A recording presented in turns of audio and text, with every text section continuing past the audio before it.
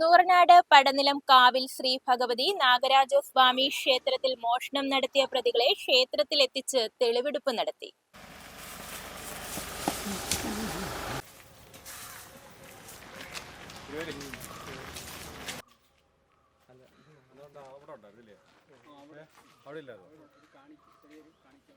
നൂറനാട് പടനിലം കാവിൽ ശ്രീ ഭഗവതി നാഗരാജസ്വാമി ക്ഷേത്രത്തിലെ ശ്രീകോവിലിനുള്ളിൽ സൂക്ഷിച്ചിരുന്ന കവരവിളക്ക്, ശ്രീകോവിലിനു വെളിയിലെ തൂക്കുവിളക്ക്, ഉപദേവതമാരുടെ പ്രതിഷ്ഠയിടങ്ങളിൽ സ്ഥാപിച്ചിട്ടുള്ള തറകളിൽ വെച്ചിരുന്ന 7 നിലവിളക്കുകൾ എന്നിവ മോഷണം നടത്തിയ പ്രതികൾ നൂറനാട് പോലീസിന്റെ കസ്റ്റഡിയിലായി.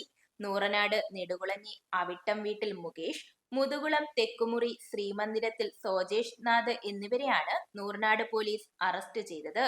ചെങ്ങന്നൂർ ഡിവൈഎസ്പി ബിനുകുമാറിന്റെ നേതൃത്വത്തിൽ CI Sreekumar, SI Rajendran, CPO Manu Prasannan, CPO Vishnu, CPO Nitish എന്നിവരുടെ സംഘം സാഹസികമായാണ് പിടികൂടിയത്.